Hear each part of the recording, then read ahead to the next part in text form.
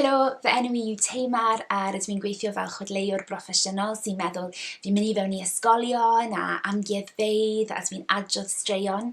Mae gyda fi swydd gorau y byd, dwi'n meddwl. A heddi, mae gyda fi dasg ysgrifennu creadigol, creu stori, gyflym chi'n mynd i fod yn wneud fel dosbarth.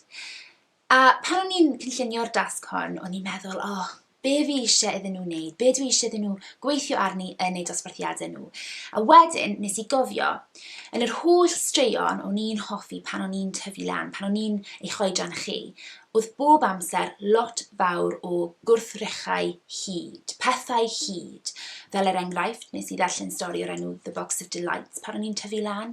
Ac yn y stori na, roedd yna bocs fach hyd, ac os ych chi'n clicio'r ceuad ar flaen y bocs un ochr, oedd e'n neud i chi fynd yn rili fach. Os ych chi'n clicio fe'r ochr arall, oedd e'n neud i chi fynd yn rili gyflym, ac o'ch chi'n gallu agor y bocs a mynd i fewn i fyd hudol tu fewn iddi hi.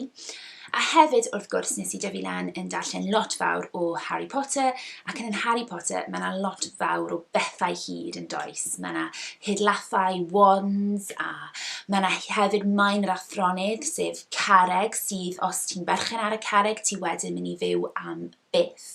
Felly, dyna be ni'n mynd i fod yn meddwl am heddi. Gwrthrychau, pethau hyd, ni'n gallu creu stori amdanyn nhw. A dwi wedi dod mewn â casgliad o gwrthrychau, pethau allan ni ei defnyddio. Felly, wrth i fi ddangos rhain i chi, dwi eisiau chi benderfynu pa un o'r pethau yma chi eisiau defnyddio fel sbardun am eich stori. Chi sy'n penderfynu. Peidiwch poeni, fi yn mynd i fynd drwyddyn nhw cwpl o weithiau, felly bydd dim angen i chi benderfynu yn syth. Ein gwrthrych gyntaf, ein peth cyntaf ni, yw lamp. Nawr, bys yr lamp yma wedi mynd i lawr yn y pellau glo amser maith yn ôl, felly falle chi eisiau defnyddio hwn. Mae gyda ni llwy bren, llwy cariad fan hyn. Mae gyda ni hen bedol ceffyl fan hyn. Nawr, dwi ddim yn gwybod o ble ddaeth hwn. Sgen i ddim clem, a mae fe'n hen iawn fel chi'n gallu gweld. So dyma un peth. Mae gyda ni rîl cotwm. Falle bydd rai ohonoch chi eisiau gweithio gyda hwn. Mae gyda ni gragen fan hyn, cragen y môr, mae fe'n sgleiniog iawn. Mae'n swnio fel y môr. A mae gyda ni allwedd, hen allwedd aur. Nawr, dwi ddim yn gwybod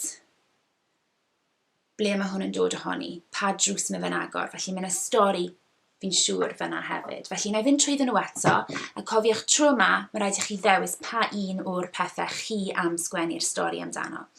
Felly dyma ni, gyda ni'r lamp cloddfa glo fan hyn. Mae gyda ni llwy bren, llwy gariad.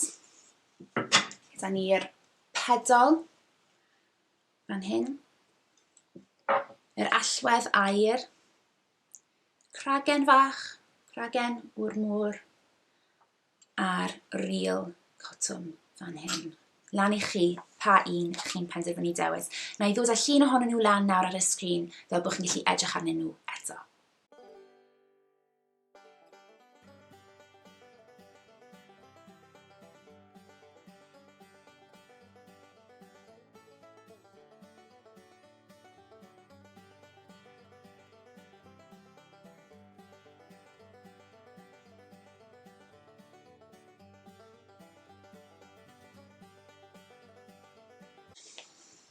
Reit, nawr chi wedi penderfynu pa peth hyd chi'n mynd i sgwennu eich stori amdano. Mae gyda fi rai gwestiynau dwi'n mynd i ofyn i chi, a tra bod fi'n gofyn y cwestiynau yma, dwi eisiau i chi trio ateb nhw, ac ateb nhw'n rili gyflym. Just sgwennwch lawr y peth gyntaf sy'n dod i feddwl tra bod fi'n gweud y cwestiynau. A peidiwch poeni, os ydych chi ddim yn llwyddo i ateb nhw gyd yn y rownd gyntaf, na i rhoi'r cwestiynau lan ar y sgrin pan dwi wedi gorffen, a bydd gyda chi seb bach fel bod chi'n gallu sgwennu'r atebion, neu mynd nôl ac addasu rhai o'ch atebion chi. Felly, fy nghwestiwn gyntaf i, cwestiwn hawdd efallai, neu gwestiwn bydd rhaid i chi wneud lan rhywbeth, wneud ateb i fyny amdani. Pa mor hen yw eich peth chi? Pa mor hen yw hi? Ydy hi'n 100 mlwydd oed? Ydy hi'n 1000? Sa'n gwybod, lan i chi. Cwestiwn 2. Pa 3 gair bysach chi'n defnyddio mwyn disgrifio'r eitem? Gallen nhw fod yn eiriau rili syml fel lliw'r eitem neu geiriau sydd yn fwy dwys. Pa 3 gair bysach chi'n defnyddio mwyn ei disgrifio? Rhoi eiliad i chi.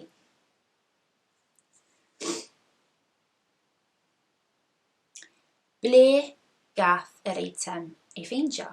O ble mae fe'n dod? Neu, pwy nath greu'r eitem a sut? Sut gafodd ei greu? Gan i chi. Chi sy'n sgwennu'r stori. Does dim atebion cywir. Cwestiwn 4 dwi'n meddwl, neu 5, fi wedi colli trac. Pwy sy'n berchen ar yr eitem nawr? Pwy sy'n berchen ar yr eitem nawr? A sut nathon nhw gael yr eitem?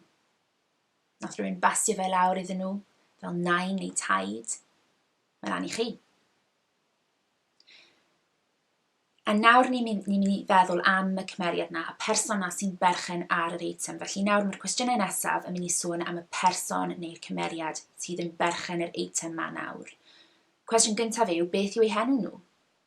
Pwy sy'n berchen yr eitem? Beth yw eu henw nhw? A faint oed ydyn nhw?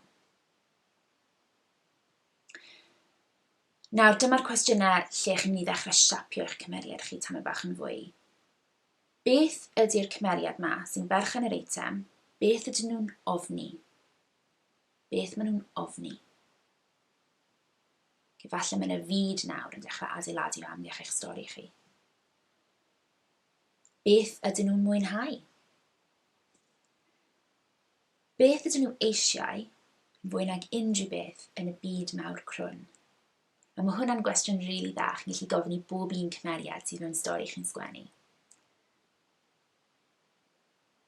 Ac yn olaf, pa bwerau hyd sydd gyda'r eitem? Felly eich peth hyd chi, eich eitem chi wedi dewis, pa bwerau hyd sydd ganddi hi? Ydy e'n gallu gwneud i chi hedfan? Ydy e'n gwneud i chi fynd yn rili fach? Ydy e'n rhoi rhyw bwer arall i chi os chi'n clicio'ch bysedd, bydd rhywun yn troi fewn i rhywbeth? Mae lan i chi sy'n creu'r stori. A fel wedes i, na i rhoi'r cwestiynau hwn lan ar y sgrin eto. Cymerwch saib, ewch yn ôl, addaswch eich atebion chi, a wedyn newn ni fynd mlaen at y dasg nesaf.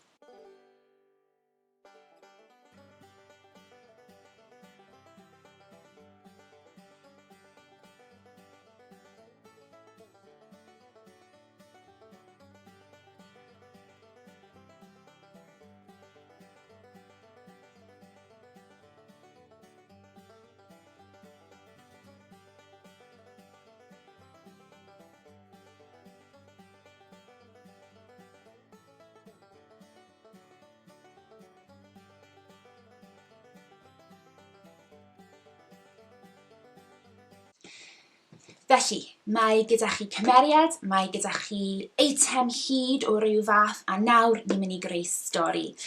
Ac i ddechrau da, gyd ni'n mynd i wneud yw creu beth fi'n galw esgyrn y stori. Sgerbwd y stori. Nid y stori gyfan gyda'r holl ddisgrifiadau a'r deialog, jyst beth sy'n digwydd yn y stori. Ac i wneud hwn, dwi eisiau chi gael darn mawr o bapur, creu 3 colofn, dechrau, canol a diwedd. A fel chi'n gweud, yw colofnau fi ddim yn syth iawn, does dim ots beth mae hwn yn edrych fel. Chi jyst yn mynd i wneud hwn yn rili gyflym. Ac eto, wrth i fi fynd drwy'r tasg hon, peidiwch poeni os chi ddim yn clywed popeth dwi'n gweud, achos byddai'n rhoi fe nôl lan ar y sgrin ar ôl, fel bod gyda chi amser i wario drosto fe yn ara deg. Felly, yn dechrau'r stori, dyna lle mae'ch stori chi'n cychwyn, chi eisiau cychwyn y stori gyda bang, a falle chi eisiau cychwyn gyda ateb y cwestiwn sut mae eich cymeriad chi yn llwyddo cael y peth hyd yma yn y lle gyntaf. Sut ydyn nhw'n cael e? A wedyn, efallai yn y dechrau hefyd, ni'n mynd i sôn am beth ydy'r eitem yma'n gallu wneud. Ac ydy eich cymeriad chi yn dechrau mwynhau chwarae gyda'r eitem hyd yma? Ydyn nhw'n dechrau arbrofi gyda fe? Falle maen nhw'n dechrau mwynhau cael pwerau hyd oddi wrth yr eitem hyd? A mae pethau'n mynd yn rili dda i'r cymeriad yn y dechrau, ond wedyn mae pethau'n dechrau mynd yn anghywir. Tua canol y stori, mae rhaid bod yna rhyw fath o sialens i'r cymeriad ei gwynebu.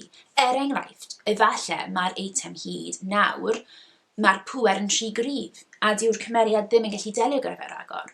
Neu falle mae rhywun yn dwyn yr eitem hyd a mae rhaid i'r cymeriad fynd ar antur mwyn cael yr eitem hyd yn ôl. A mae pethau'n mynd yn wath ac yn wath ac yn wath ac yn wath.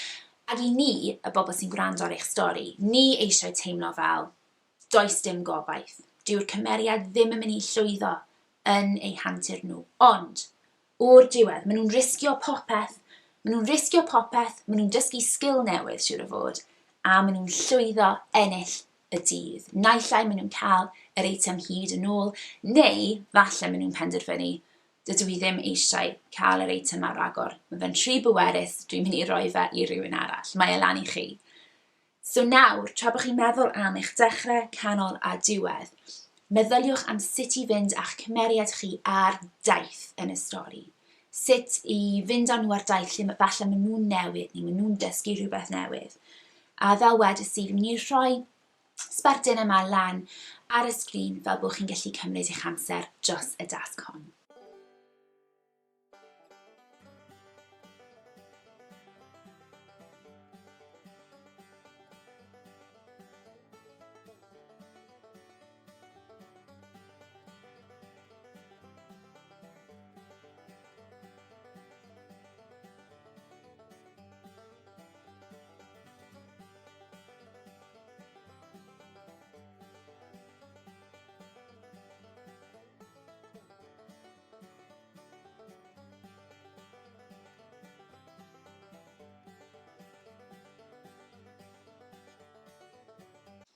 Wel dyma ni. Mae gyda ni cymeriad, mae gyda ni eitem hyd o ryw fath, a mae gyda ni sgerbwd stori. Felly mae'r amser wedi dod i chi sgwennu eich stori chi. Mae lan i chi. Be sy'n digwydd? Chi sydd yn sgwennu chi yw'r storiwyr, a dwi methu aros i glywed be chi'n dod lan gyda.